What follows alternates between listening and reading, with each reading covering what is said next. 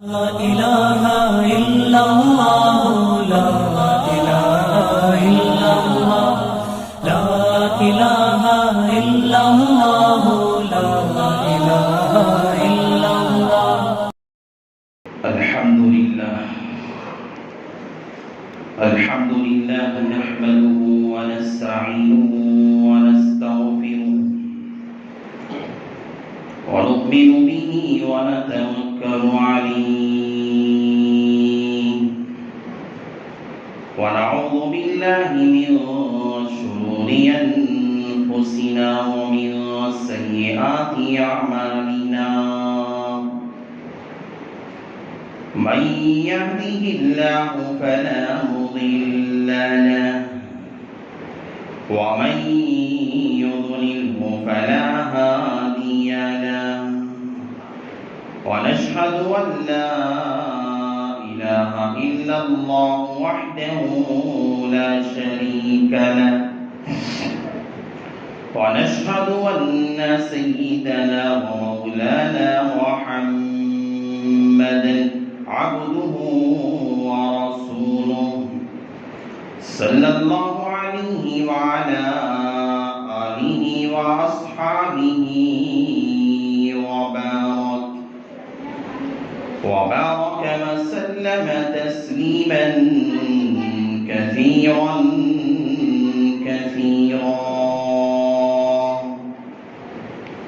أما بعد فأعوذ بالله من الشيطان الرجيم بسم الله الرحمن الرحيم هو الذي أرسل رسوله بالهدى ودين الحق ليظهره على الدين كله وقال النبي صلى الله عليه وسلم أنا خاتم النبيين لا نبي بعدي أو كما قال النبي عليه الصلاة والسلام رب اشرح لي صدري ويسر لي أمري واحلل عقدة من لساني يفقهوا قولي اللهم صل على سيدنا مولانا محمد في أول كلامنا اللهم صل على سيدنا مولانا محمد في أوسط كلامنا اللهم صل على سيدنا مولانا محمد في آخر كلامنا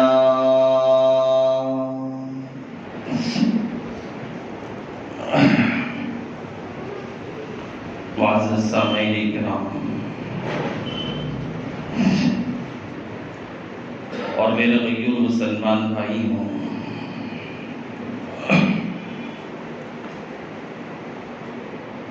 اللہ تبارک و تعالی نے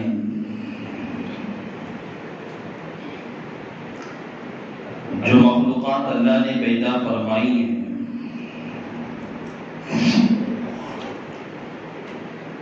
ایک مخلوق اللہ کی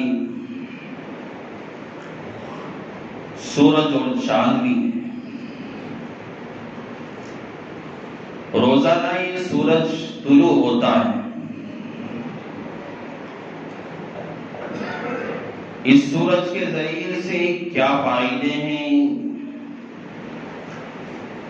اس کے ذریعے سے لوگ کیا کیا فائدے حاصل کرتے ہیں، ہمیں اس کا اندازہ نہیں ہے۔ اللہ تعالیٰ نے سورج کو جو بنایا یہ پوری دنیا کو روشنی پھیلاتا ہے، منور کرتا ہے، اور یہ ہماری زمین سے سورج تقریباً 1000 کلومیٹر نہیں، 2000 نہیں، 1,00,000 نہیں، بلکہ 15 کروڑ کلومیٹر کے فاصلے پر ہماری زمین کا اور سورج کا فاصلہ ہے، اور ہمیں اندازہ یہ نہیں بھی ہے اللہ نے جو سورج بنایا ہے، یہ سورج اتنا کشادہ اور اتنا وسیع ہے،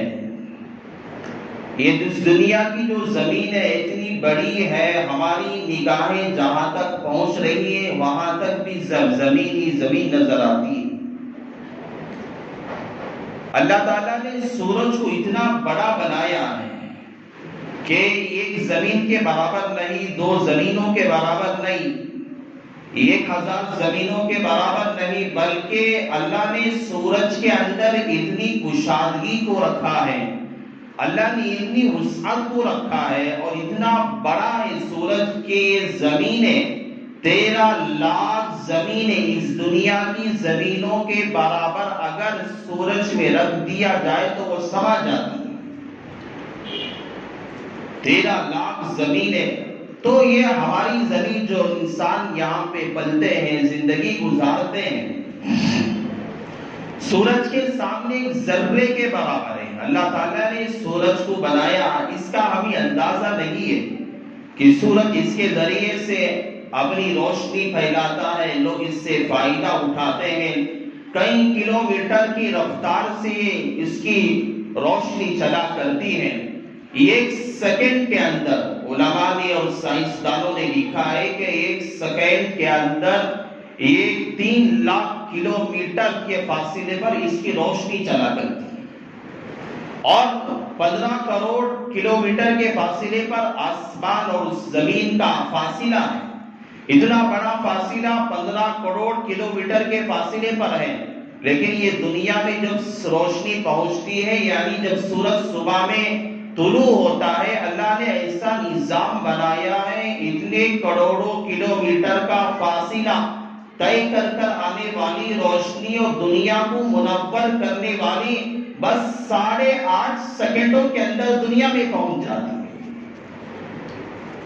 اللہ نے ایسا ایک سورج بنایا جو پوری دنیا کو روشن کرتا ہے، اس کا ہمیں اندازہ نہیں ہے، اس کی ہمیں قدر نہیں ہے۔ سورج اگر 2-4 دن کے لیے بند ہو جاتا ہے، ہم دیکھتے ہیں دسمبر کا مہینہ آتا ہے، دسمبر کے مہینے میں، جنوری کے مہینے میں جب سردی آتی ہے، سورج چھپ جاتا ہے، نکلتا نہیں ہے، لوگوں کی حالتیں خراب ہو جاتی ہیں، لوگ اپنے کمبلوں میں گھسنے لگتے ہیں، اپنے گھروں میں بیٹھنے لگتے ہیں، آگ کا سایہ لیتے ہیں اور آگ کے ذریعے سے اپنے آپ کو سیکا کرتے ہیں۔ سردی کی وجہ سے لوگوں کا نکلنا مشکل ہو جاتا ہے۔ ہاں، اگر یہی سورج اگر بہت زیادہ، جس طرح مئی کے مہینے میں جس طرح بہت زیادہ دھوپ نکل جاتی ہے اور یہ سورج کی روشنی بہت زیادہ ہو جاتی ہے، اس وقت آدمی کے لیے زمین پہ چلنا دشوار ہوتا ہے، بغیر چپل کے چلنا دشوار ہوتا ہے۔ آدمی وضو کر کے مسجد میں آتا ہے، شہر سے نکل کے مسجد پر آنے تک اگر زیادہ دھوپ ہوتی ہے، آدمی کا وضو خانے سے مسجد تک پہنچنے میں بڑی دشواری لگ جاتی ہے۔ آدمی 10-11 بجے ہی اپنے سر پہ کوئی کپڑا ڈال لیتا ہے، اپنے سر پہ کوئی چھتری رکھ لیتا ہے، اپنے سر پہ کچھ رومال ڈال لیتا ہے کہ اس دھوپ کی تپش سے بچنے کے لیے، دھوپ کی شعاعوں سے بچنے کے لیے، سورج کی اس گرمی سے بچنے کے لیے اپنے سر پہ کپڑا ڈال لیا، چھتری رکھ لیا، یہ بچنے کے لیے۔ یہ سورج پوری دنیا کو منور کر رہا ہے، روشن کر رہا ہے، اور یہ روشنی ہے، یہ جو منور کرنا ہے، یہ سورج کا، میں نے کہا اللہ نے اتنا وسیع سورج کو بنایا اور اتنا بڑا بنایا، اتنے کروڑوں فاصلے کے پاس رہتے ہوئے بھی یہ پوری دنیا کو منور کرتا ہے، پوری دنیا کو روشنی پہنچاتا ہے، اور اپنی رفتار کئی لاکھ کلومیٹر کے فاصلے پر اس کی رفتاریں چلا کرتی ہیں، لیکن جتنی بھی ہو اس کی روشنی محدود ہے، اس کی روشنی محدود ہے۔ روشنی اگر آدمی دھوپ کی تپش سے بچنا چاہتا ہے، اپنے گھر کے دروازے بند کر لے، کھڑکیاں بند کر لے، اپنے سارے گھر کو بند کر دے، پیک کر دے، تو وہ روشنی دھوپ کی شعاعیں اور سورج کی جو روشنی ہوتی ہے گھر پہ آ نہیں سکتی. آدمی کسی غار میں گھس جائے روشنی وہاں پہنچ نہیں سکتی. آدمی کسی ایسی جگہ تہ کے اندر چلا جائے وہاں روشنی پہنچ نہیں سکتی. آدمی سمندر کی تہ میں چلا جائے وہاں روشنی پہنچ نہیں سکتے. آدمی پہاڑوں کے اندر گھس جائے وہاں روشنی پہنچ نہیں سکتے. آدمی کسی بڑی غاروں میں تہ بنا کے چلا جائے وہاں روشنی پہنچ نہیں سکتے. اللہ نے اس سورج کو بنایا, میں نے آپ کو سمجھایا اتنا بڑا سورج ہے, اتنی بڑی اس کی شعاعیں ہیں اور اتنی بڑی رفتار, تیز رفتار ہے اللہ نے, لیکن اس کی منوریت کو, اس کی روشنائیت کو اللہ نے محدود بنایا ہے. لیکن دنیا میں تو سورج روزانہ صبح میں طلوع ہوتا ہے, لوگوں کو پتہ تک نہیں چلتا کب سورج طلوع ہوتا ہے کب غروب ہوتا ہے. لیکن جس طرح روزانہ سورج یہ طلوع ہوتا ہے, دنیا میں ایک ایسا سورج بھی لوگوں طلوع ہوا تھا, دنیا میں ایک ایسا سورج بھی نمودار ہوا تھا جسے دنیا یاد رکھی ہوئی ہے. یہ دنیا کا سورج آپ اپنے چھت میں چلے جائیں گے آپ کو روشنی نہیں پہنچا سکتا. یہ دنیا کا سورج آپ غار میں چلے جائیں گے یہ آپ کو روشنی نہیں پہنچا سکتا. یہ دنیا کا سورج آپ سمندر کی تہ میں سفر کرتے چلے جائیں گے یہ آپ کو روشنی نہیں پہنچا سکتا. اللہ تعالیٰ نے ایک ایسا سورج دنیا کے اندر اللہ نے نمودار کیا جس کو دنیا محمد الرسول اللہ صلی اللہ علیہ وسلم کی ذات اقدس کے نام سے یاد کرتی ہے. اللہ تعالیٰ نے ایک وہ دن بھی رکھا, یہ جو مہینہ جو چل رہا ہے ماہ ربیع الاول کا مہینہ ہے, یہ ہمارے پیغمبر علیہ السلام کی پیدائش کا مہینہ ہے. آج کا دن 12 ربیع الاول کا ہے. حضرات علماء کا اس میں اختلاف ہے کہ نہیں 8 ربیع الاول کو پیغمبر علیہ السلام کی پیدائش ہوئی. حضرت شیخ زکریا نبر اللہ مرقدہ نے اپنی کتابوں میں لکھا ہے کہ 8 ربیع الاول کو اللہ کے نبی کے پیدائش ہوئی ہے. اور حضرت رافع حسنی ندوی دامت برکاتہ العالیہ نے حضرت نے لکھا ہے کہ بعض علماء نے کہا کہ 9 ربیع الاول کو اللہ کے نبی کی پیدائش ہوئی ہے. آج جو بہت سارے لوگ, میں اس پہ گفتگو کرنا نہیں چاہتا, ایک نکتہ آپ کو سمجھا دیتا ہوں. بہت سارے لوگ جو ہیں میلاد مناتے ہیں, اللہ کے نبی کی خوشی مناتے ہیں, پیدائش کا دن 12 ربیع الاول کو مناتے ہیں. یعنی آج جو ہے 12 ربیع الاول ہے. میرے بھائی بات سمجھا کرو, دشمنوں نے غلط بات پھیلا کر تمہارے دلوں میں غلط رویہ کو پیدا کر دیا ہے. اختلاف میں نے سمجھایا, اللہ کے نبی کی پیدائش کے بارے میں اختلاف ہے. بعض کہتے ہیں 8 تاریخ پہ پیدا ہوئے, بعض کہتے ہیں 9 تاریخ پہ پیدا ہوئے, بعض کہتے ہیں 12 تاریخ پہ پیدا ہوئے. لیکن جمہور علماء کا اور بہت سارے علماء کا فتویٰ اس میں ہے اللہ کے نبی کی پیدائش 8 ربیع الاول کو ہوئی ہے. لیکن اللہ کے نبی کی وفات کا جب مسئلہ آتا ہے, انتقال کا مسئلہ آتا ہے, اللہ کے نبی اس دنیا سے جب رخصت ہوئے, کب رخصت ہوئے, اس بارے میں جب مسئلہ آتا ہے علماء کا متفقہ فیصلہ ہے. علماء کہتے ہیں اللہ کے نبی کی وفات 12 ربیع الاول کو ہوئی ہے. دشمنوں نے غلط مغالطے میں ہمیں ڈال دیا ہے. یہاں پہ بہت سارے لوگ جو میلاد کی خوشی مناتے ہیں, 12 ربیع الاول کو خاص کر کے جشن میلاد بناتے ہیں, میں اس سے کوئی سروکار میرا نہیں ہے. لیکن ایک بات, ایک نکتہ آ گیا, میں آپ کو سمجھا دے رہا ہوں. یہ اصل میں 12 ربیع الاول کو خاص تاریخ کا مقرر کر کے جشن میلاد کا بنانا, یہ اصل میں پیغمبر کی وفات کا دن ہے, یہ پیدائش کا دن نہیں ہے.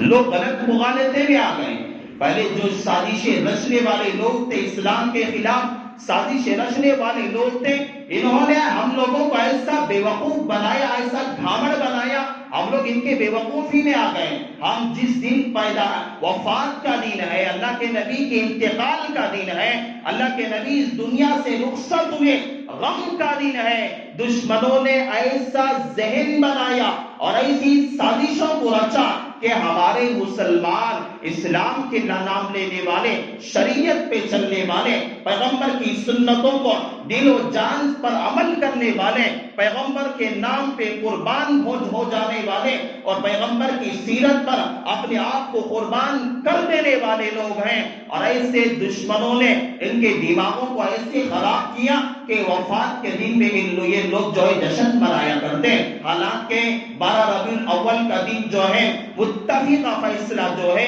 یہ وفات کا دن ہے، اور متفقہ فیصلہ اللہ کے نبی کی پیدائش کا 8 ربیع الاول کا ہے۔ میں نے کہا وفات اور انتقال کی تاریخ پہ اختلاف نہیں ہے، پیدائش کی تاریخ میں اختلاف ہے، اس لیے اس پر احتیاط کریں اور جو ہے سمجھا کریں، معلوم کیا کریں۔ الغرض ایک وہ دن بھی سورج طلوع ہوا تھا، دنیا جسے یاد رکھی ہوئی ہے، دنیا جسے قیامت تک یاد رکھے گی، اور دن تھا پیر کا دن تھا۔ ان جو تاریخ جو بھی متعین کر لیں، اسی مہینے کے یعنی 12 ربیع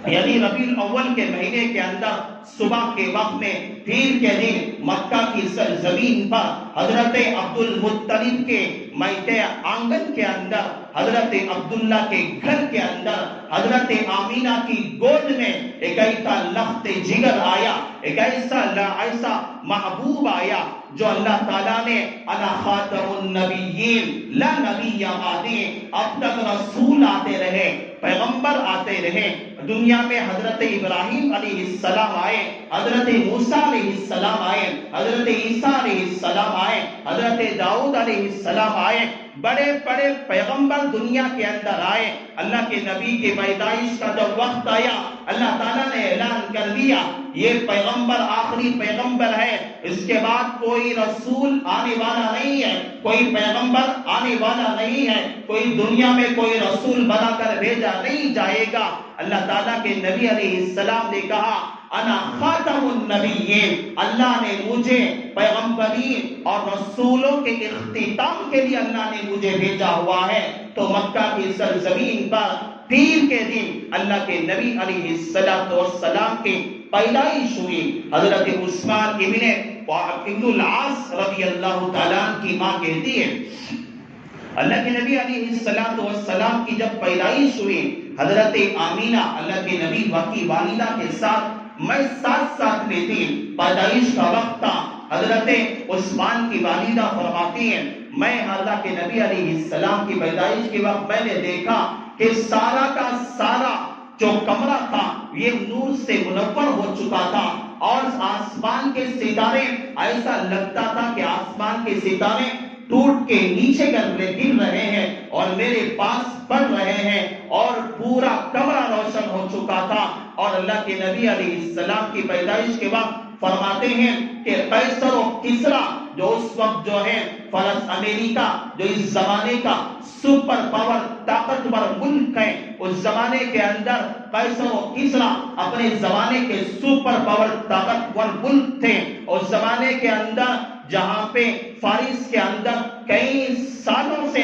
کئی ہزار سال 1000 سال سے فارس کے اندر جو ہے ان کے گرجا گھروں کے اندر آگ جل رہی تھی۔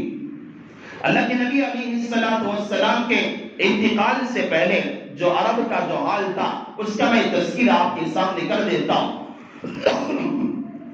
اللہ کے نبی علیہ السلام کی پیدائش سے پہلے پورے مکہ کے اندر ایسا حال تھا، ہر جگہ جہالت تھی، ہر جگہ تاریکی تھی، پوری دنیا کے اندر تاریکی تھی، پوری دنیا کے اندر جہالت کا غلبہ تھا، پوری دنیا میں جہالت پھیلی ہوئی تھی، اور لوگ اپنے یہاں ایسے تھے کہ جب لڑکیاں آج اللہ کے نبی علیہ السلام نے کہا کہ لڑکیاں پیدا ہوتی ہیں یا اپنے گھر میں رحمتیں لے کر آتی ہیں، اور اللہ تعالیٰ نے جہاں قرآن پاک میں تذکرہ کیا کہ جہاں اللہ نے بچوں کا تذکرہ کیا، اللہ نے وہاں سب سے پہلے لڑکی کا تذکرہ کیا ہے، اور اس کے بارے میں علماء لکھتے ہیں اللہ نے جس وجہ سے تذکرہ کیا ہے کہ بچیوں کے اندر اللہ نے برکتوں اور رحمتوں کو رکھا ہے۔ مکہ کا جہالت کا دور تھا، آج بھی بہت سارے گھروں میں ایسا مسئلہ ہوتا ہے کہ لڑکیاں جہاں پیدا ہوتی ہیں وہاں غم کا ماحول ہوتا ہے، لڑائی کا ماحول ہوتا ہے، جھگڑے کا ماحول ہوتا ہے۔ مجھے لڑکا چاہیے تھا، میری یہاں لڑکی ہو گئی۔ بہت سارے غیر مسلم ڈاکٹر پریشان ہو جاتے ہیں، ارے کیسے انسان ہے۔ بہت سارے کم لوگ ایسے ہوتے ہیں، ڈاکٹر خود کہتے ہیں بہت کم لوگ ایسے ہوتے ہیں جو لڑکیوں کی پیدائش پہ خوشی مناتے ہیں، ورنہ تو ابھی بہت ساری جہالت آپ بھی ہمارے اس دور میں بھی باقی ہے، جو لڑکیوں کی پیدائش پہ غم زدہ ہوتے، لڑتے ہیں، جھگڑتے ہیں، پریشان کرتے ہیں، خاندانوں میں نا اتفاقیاں پیدا ہو جاتی ہیں۔ مکہ کے اس زمانے کے اندر تو جہالت کا دور تھا، اس زمانے کے اندر جہاں جب بچیاں پیدا ہوتی، لڑکیاں جب جنم دیتی، وہ لوگ ایسا سمجھتے تھے، عیب سمجھتے تھے، ارے کوئی میرا داماد بنے گا، میں کسی کا سسر بنوں گا،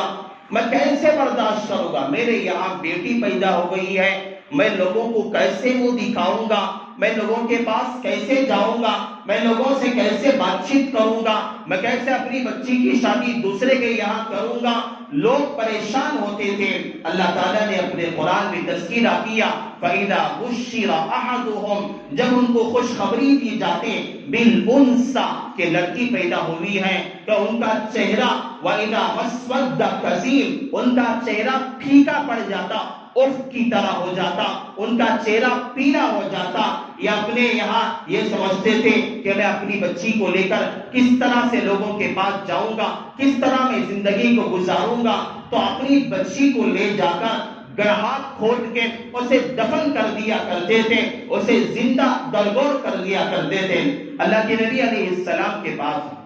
ایک صحابی اسلام لانے کے بعد اپنا واقعہ بیان کیا، یا رسول اللہ صلی اللہ علیہ وسلم، آپ دنیا میں آنے سے پہلے میرے ساتھ ایک ایسا واقعہ پیش آ گیا، میرے یہاں ایک میری بچی پیدا ہوئی، لڑکی پیدا ہوئی، میرے خاندان والے مجھے تانے دینے لگے، میرے گھر والے مجھے تانے دینے لگے، میں تانوں کی وجہ سے پریشان ہو گیا، کیا کروں گا؟ میری چھوٹی سی بچی تھی، میں نے سوچا اگر میں بچی کو پالتا رہا لوگ مجھے تانے دیں گے، لوگ مجھ پہ دیکھ کر ہنسیں گے، اور میں کسی کا سسر بنوں گا، کوئی میرا داماد بنے گا، کیا کروں گا؟ اللہ کے نبی سے اس صحابی نے اسلام کے لانے کے بعد واقعہ بیان کیا، فرماتے ہیں کہ میں اپنی بچی کو سوچا لے جا کر اسے میں بہلاتے ہوئے، اسے کچھ کھلاتے ہوئے، کچھ اس کے ہاتھ میں دے کر میں اسے جنگل کی طرف ہاتھ پکڑ کر لے کر چل رہا تھا۔ معصوم بچی تھی، اس نے اپنے باپ سے پوچھا، ابا جان مجھے اس طرح لے کر کہاں جا رہے ہیں؟ باپ نے کہا بیٹا تجھے کھلونے دلوانے کے لیے لے کر جا رہا ہوں۔ بچی نے کہا ابا جان اگر ایسی بات ہے بہت دور ہم لوگ چل کے آ رہے ہیں، آپ کے چہرے پر پسینہ آ رہا ہے، آپ اپنے پسینے کو پوچھ لیجئے۔ یہ بچی آپ کو لے کر جنگل کے اندر آیا، بیابان کے اندر آیا۔ وہ صحابی اسلام لانے کے بعد اپنا واقعہ بیان کرتے ہیں کہ جنگل کے اندر آیا اور پھوڑا لے کر، کدھار لے کر اس جگہ پہ زمین کو کھودتا رہا، گڑھا بناتا رہا۔ چھوٹی معصوم بچی تھی، صحابی فرماتے اور رو رہے تھے اور یہ واقعہ پیغمبر کو سنا رہے تھے، میری معصوم بچی میں جب کھود رہا تھا مٹی اٹھاتی اوپر ڈالتی، مٹی اٹھاتی اوپر ڈالتی، جب میرے چہرے پر کوئی مٹی لگ جاتی میری معصوم بچی آتی اپنے کپڑے سے اسے صاف کرتی، اپنے ہاتھ سے اسے صاف کرتی، میرے پیشانی پہ جب مٹی کو نکالتے پسینہ آ گیا، میری معصوم بچی میرے پاس آئی اور میرے چہرے پہ پسینے کو پوچھا اور کہا کہ ابا جان آپ تھک چکے ہیں، آپ جو ہے بہت زیادہ تھک گئے ہیں، آپ تھوڑا پانی پی لیجئے، آپ تھوڑا آرام فرما لیجئے، آپ تھوڑا آرام کرنے کے بعد اس کام کو کرنا۔ معصوم بچی تھی اور آج بھی بہت زیادہ رحم کھانے والے اور باپ کی بہت زیادہ فکر رکھنے والے لڑکیاں ہوتی ہیں، بیکو بچیاں ہوتی ہیں، یہ نوجوان لڑکے اگر بڑے ہو جاتے ہیں باپ کے سامنے سینہ تھان کے بات کرنے والے ہوتے ہیں، باپ کی ہر بات کا جواب دینے والے ہوتے ہیں، باپ کو ہاتھ اٹھانے والے بنتے ہیں۔ لیکن بچیاں جیسی بھی ہو، عورت ذات کے اندر رحم کا اللہ مادہ رکھا ہوا ہوتا ہے۔ آپ چاہے آزما کے دیکھ لیں، آپ کہیں جگہ دیکھ کر دیکھ لیں، اللہ تعالیٰ نے بچیوں کے اندر رحم کا مادہ رکھا ہوتا ہے۔ یہ اپنے باپ کے درد کو سمجھتی ہے، اپنے باپ کے دکھ کو سمجھا کرتی ہے۔ معصوم چھوٹی سی بچی تھی میرے بھائی، اس بچی نے اپنے باپ کے چہرے کے پسینے کو پوچھا، اس پہ مٹی لگی ہوئی تھی، اسے پوچھا اور اسے اپنے ہاتھوں سے، باپ جب تھک کر بیٹھ گیا اپنے ہاتھوں سے مٹی کو اٹھا دی، اسے اوپر ڈال کے۔ لیکن زمانہ بے رحمی کا تھا، زمانہ بے دردی کا تھا، زمانہ جہالت کا تھا، زمانہ تاریکی کا تھا، زمانہ ظلمتوں سے بھرا ہوا تھا۔ وہاں دکھ درد کچھ بھی سمجھ نہیں آ رہا تھا، وہاں بچی اور بڑی میں کوئی درد اور دکھ سمجھ میں نہیں آ رہا تھا۔ وہاں پہلے زمانے کے اندر انہیں عزت سب سے اعلیٰ تھی، انہیں شہرت سب سے اعلیٰ تھی، انہیں اپنے خاندان کا مسئلہ سب سے اعلیٰ ہوا کرتا تھا۔ بچی نے جب اس طرح کیا، صحابی جو کہتے ہیں میں اس واقعے کو بیان کرتے ہوئے پیغمبر کے سامنے رو رہا تھا، میری بچی نے میرے ساتھ ایسا سلوک کیا۔ تو کرنے کے بعد پوری جب قبر تیار ہو گئی، گڑھا کھود کے تیار ہو گیا، میں نے اپنی بچی کو کہا کہ بیٹا وہاں سو جا۔ بیٹی نے ابا جان سے پوچھا ابا جان کیا وجہ ہے میں یہاں کیوں سو جاؤں؟ بچی نے کہا، باپ نے کہا بیٹا تھوڑی دیر کے لیے سو جا، پھر ہم اپنے گھر چلے جائیں گے۔ جب بچی سو گئی، اپنے آنکھ کو بند کر لیا، تو باپ نے، اس ظالم باپ نے، اس زمانے کا جو ظلم تھا، جو تشدد تھا، جو تاریکی تھی، اس تاریکی کی ظلمت میں آ کر اس بچی کے چہرے پر، جو زندہ بچی تھی، اس پہ کئی من مٹی کو ڈال کر اس بچی کو دفن کر دیا۔ اور کہتے ہیں اللہ کے نبی سے، یا رسول اللہ، اس زمانے کے اندر ظلم کا دور تھا، تشدد کا دور تھا، تاریکی کا دور تھا، وہاں اچھا اور خراب نظر نہیں آ رہا تھا۔ اللہ تبارک و تعالیٰ نے ربیع الاول کے مہینے کے اندر آج سے 1450 سال پہلے اللہ نے ایک ایسا سورج اللہ نے نمودار کیا، ایک ایسے سورج کو اللہ نے نکالا۔ اللہ کے نبی کے بعثت کے بعد اللہ تبارک و تعالیٰ نے عورتوں کو حقوق دلوائے، زندہ درگور ہونے سے بچیوں کو بچایا، عورتوں کو عزت دلوائے اور عورتوں کو اپنا ایک مقام دلوایا۔ اللہ کے نبی علیہ السلام کی بعثت اور ان کی پیدائش کی وجہ سے اللہ تعالیٰ نے آج جو عزت اللہ نے عورت کو دی ہے، یہ پیغمبر علیہ السلام کا صدقہ ہے۔ اللہ کے نبی علیہ السلام جب پیدا ہوئے، اللہ کے نبی کی پیدائش سے پہلے فارس کے اندر جو ہے آگ جل رہی تھی، آگ کی پرستش کرنے والے تھے، اور اپنے یہاں وہ آگ جلاتے تھے، آگ کی پرستش کرنے والے تھے۔ ایک یہودی واقعہ یہ بیان کرتا ہے کہ وہ قریش کے ایک جماعت میں گیا اور جماعت میں جا کر کہنے لگا کہ آج ایسا لگتا ہے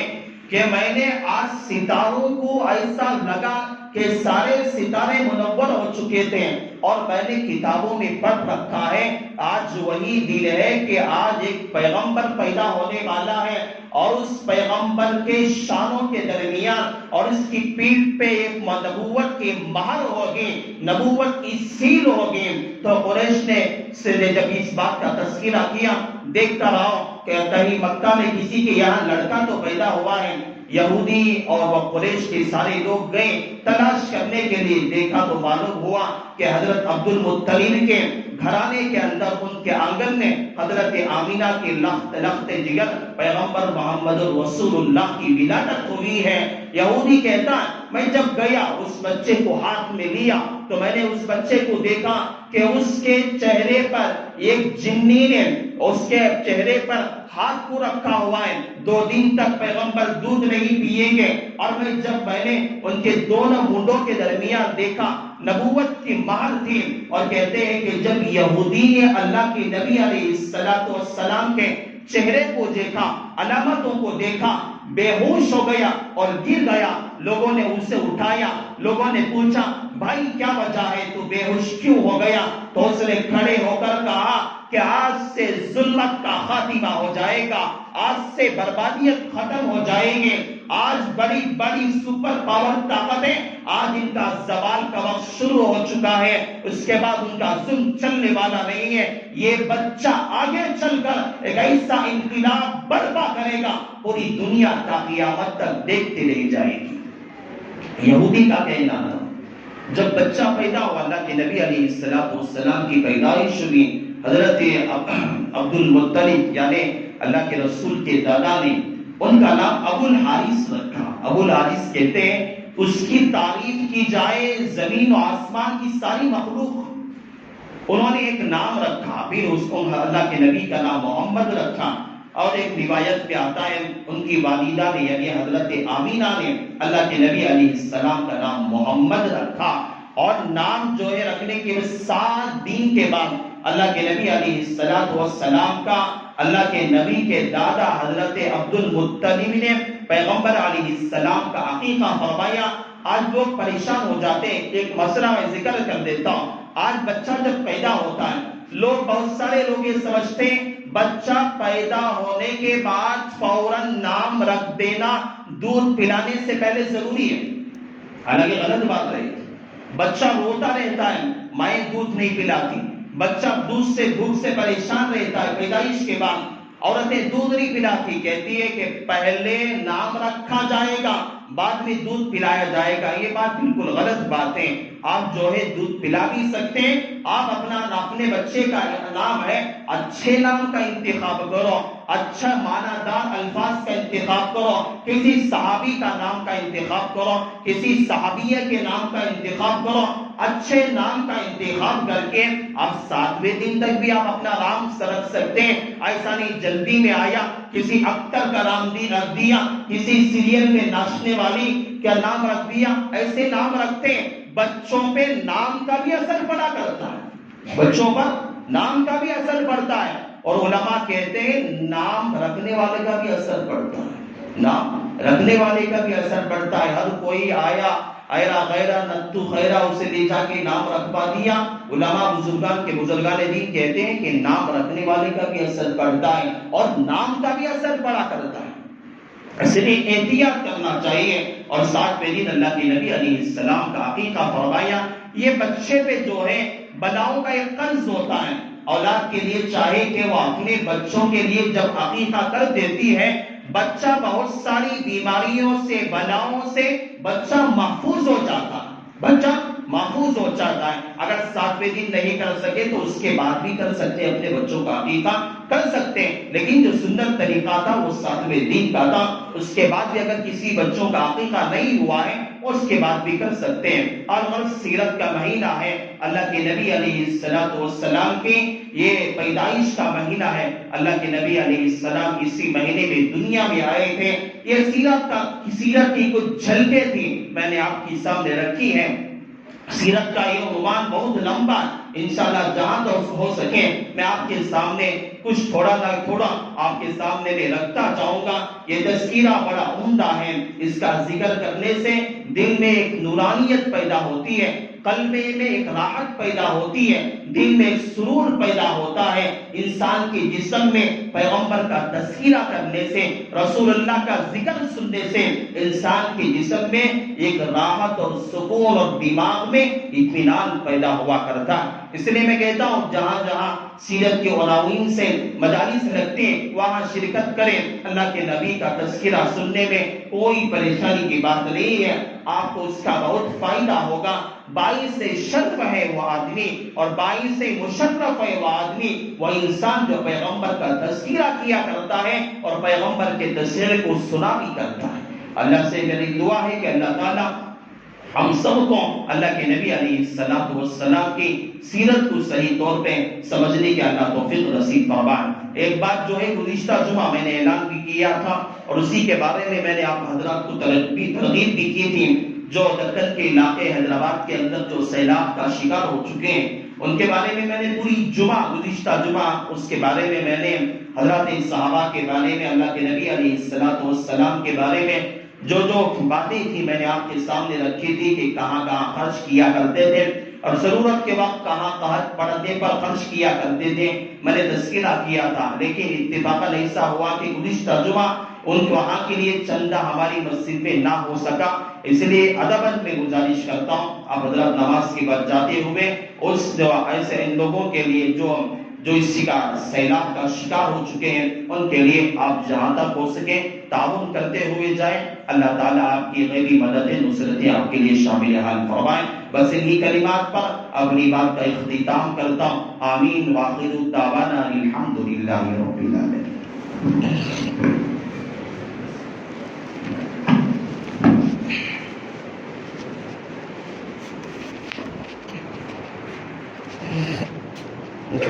Jangan